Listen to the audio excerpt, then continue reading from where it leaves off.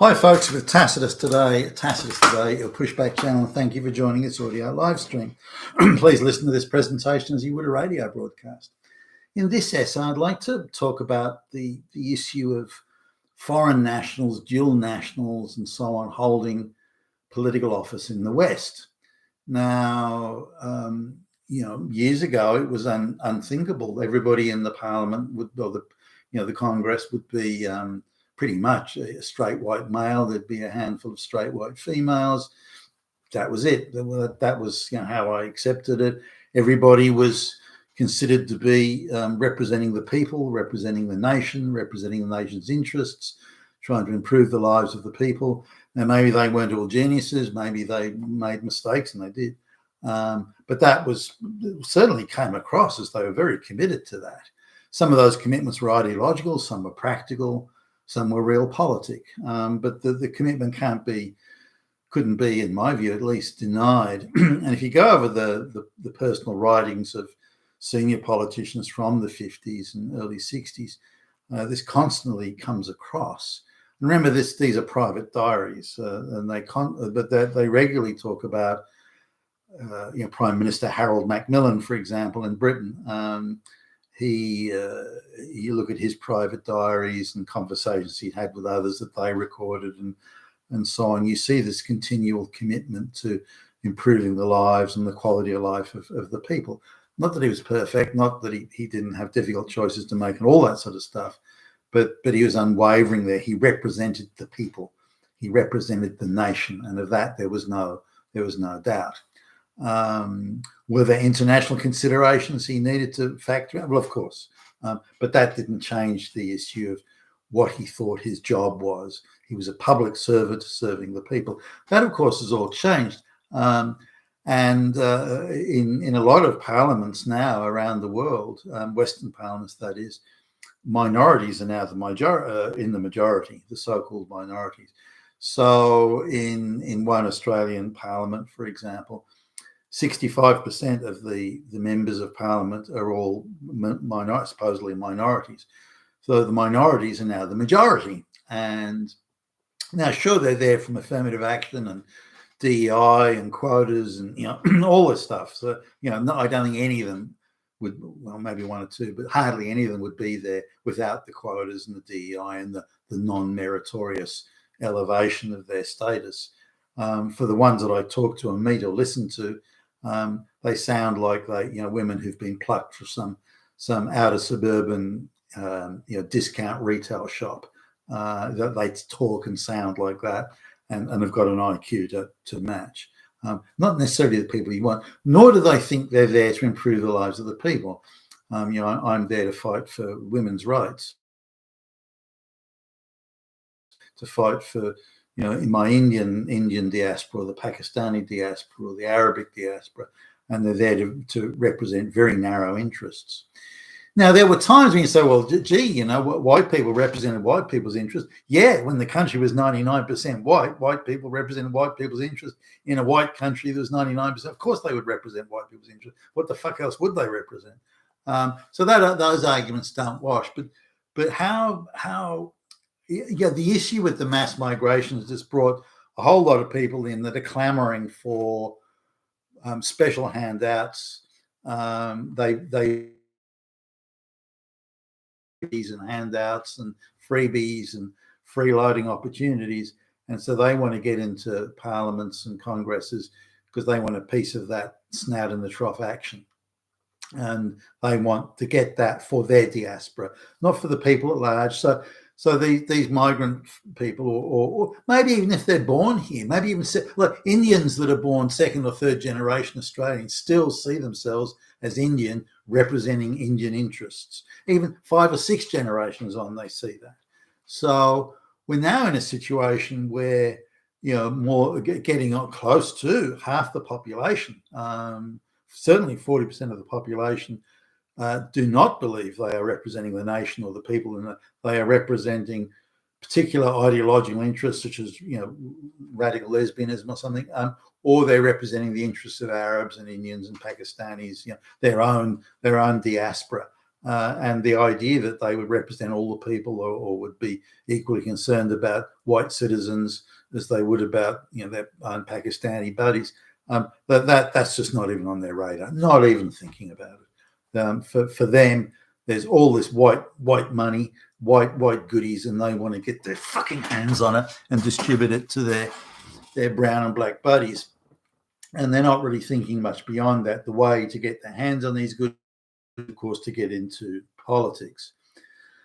So what do we make of this? Because the time when people were getting elected to Parliament and so on, the times I remember is you just took it, not so much in a nation, a relatively new nation like Australia, or even the United States for that matter. It was assumed that you may only go back a couple of generations, or maybe you arrived in America or Australia as a young child, for example. But what sort of loyalty to the country and the civis and the population at large do you have? For example, if I was going to be elected president or prime minister tomorrow, not that that's going to happen, by the way, but if it were, then I would assume that I represented the nation. I wouldn't say, well, I represent straight white men, or I represent black lesbians, or I represent one-legged Arabs, or something. That wouldn't even. I'm there to better the lives of the people and to improve the economy and the opportunities for social and fiscal mobility within the those are. So I've got that very sort of mobile middle class guy attitude, which is born of a merit system, by the way. So, but that's not how people think. Not today. There'd be very few that think that way. And the straight white males that are in Parliament typically are just hostage to or flunky stooge, fetch and carry employees of the world, of the globalists. They're not representing the locals. Nor is any guarantee that someone that can trace their lineage back many 10 generations more, not that they won't sell out their own fellow citizens and countrymen. They will, and they do. I mean, look at the way Tony Blair and David Cameron and those guys sold out their fellow citizens in the United Kingdom. They couldn't wait to sell them out. Theresa May, and the list goes on. They were gagging to sell out their fellow citizens, and did. So long-time lineage is no guarantee in itself of loyalty to the civis or the populace or the nation or your fellow citizens. And I think it'll be less so over time. Maybe we'll turn full circle in that. I hope so. Now, looking at the mass migration, though, what do we do about a situation where, and it's not far away, it's likely in less than 25 years away, when the majority of people in the British Parliament, or for that matter, the Australian parliaments, are going to be people who come from a completely foreign diaspora. They're not from another white Anglo-Saxon Christian country. They're going to be Muslim. They're going to be, all sorts of Asian, Indian subcontinent religion, Hindu, or whatever. And they're going to, as they see it, they're going to represent the interests of their own diaspora. They're not going to give a fuck about white people. In fact, you already see that now. You get onto the websites that handle Indian nationalists, many of whom are in Australia and elsewhere, and they're gloating and gagging, salivating over the day when they will, and they believe it's not far away, when they'll be the majority in Australia, and they'll be calling the shots and telling people what to do, and making sure that a disproportionate amount of the national wealth is diverted to their own diaspora. They are planning this today, and have been actually for some years. So let's be cognizant. Let's just be realistic about this. That train is already in motion. It's already going. So how do we stop this? Now, my thought is to say that all your parents have to be born in the country. So your parents have to be born. You have to be born in the country. Of course, your parents have to be, your grandparents, and so on. Now, even the most sort of ideological, sort of heavy regimes over the last 100+ years or so, they've only insisted on up to 75% local born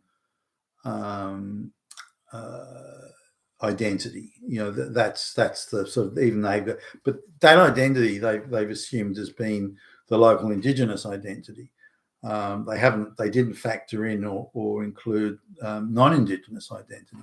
So they even though they said 75% local identity, but any other identity they assumed would also be, white and so this is Western Europe and so on I'm talking about here.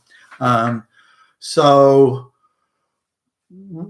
how far do you go back in a place like the United States, which does have a lot of migrants that come from places, other places like Britain, for example, or Ireland or whatever, Canada? Then is it feasible to say that you have to be like the president of the United? You can't stand for office of president unless you're locally born, but that decision was cast in times when there were a lot of immigrants coming to the United States to start a new life, to begin a completely new life, leave the old world behind, and I'm now an American starting a new life in a new country. That's not the situation today. The very well-developed first world economy in the United States is just vomiting goodies and freebies and handouts, and it's tailor-made for every parasite in the world to go gagging to get there, which is what's happening all over the West right now. People contribute nothing, have contributed nothing, will contribute nothing. All they want is to be a parasite, and there's lots of goodies for them to steal and to take and to consume. So how do we handle this idea if you had to go back multiple generations? It doesn't really work in the new country. I think you could do it in somewhere like Britain or Western Europe, France and so on. I think you can do it there. Because you have a large, long-standing Indigenous population. But in places like Australia and the United States, Canada, not quite the same, I don't think. You can't go back 20 generations. In America, you can. I mean, if you look at the original, the earlier settlers in the 1600s, the Dutch, for example, in, Peter Stuyvesant and all his buddies back in the day. And then in the the 1700s, the British, and so you can trace back your lineage in the United. For some people, not many. Population was very small back then. You can trace back your lineage to probably 10 plus generations for a lot of people, 10 plus generations for a small number of. So I would argue that you need to have at least one. At each generation, at least one parent, like as in parent, grandparent, great-grandparent, great-great-grandparent, etc. Go back 5 generations, at least one of those from each generation must be locally born. Now, they may in turn marry an immigrant, for example.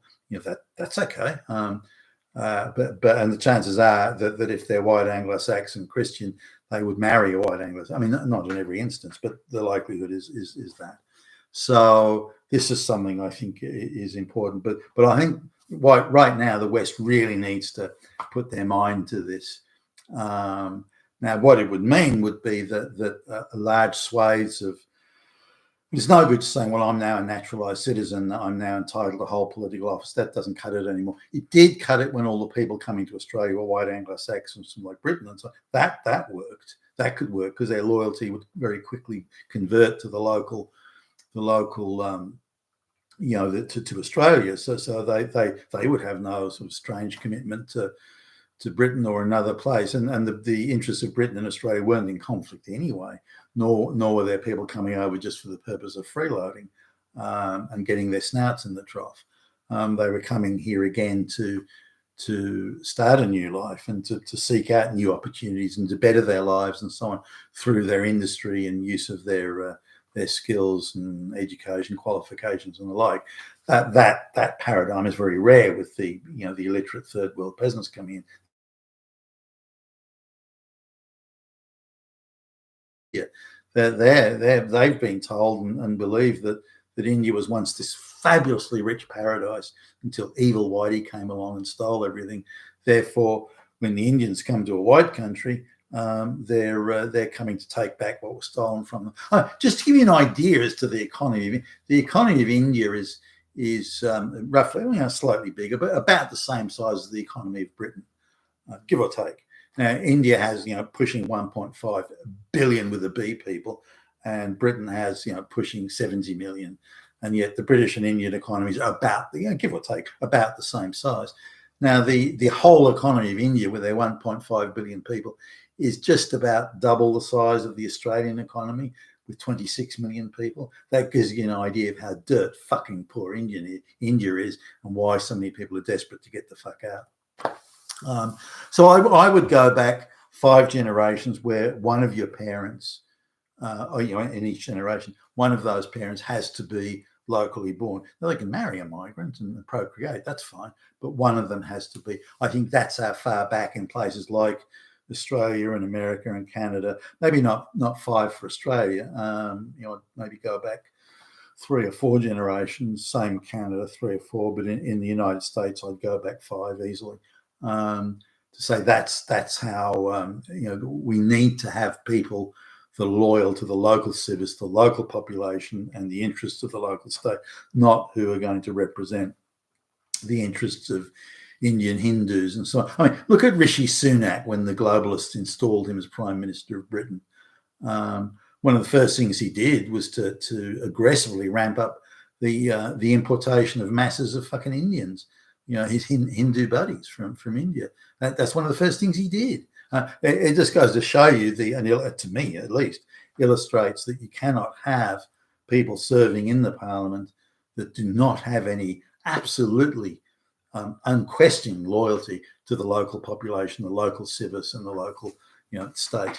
You've been Tacitus today, your Pushback channel. Thank you for listening.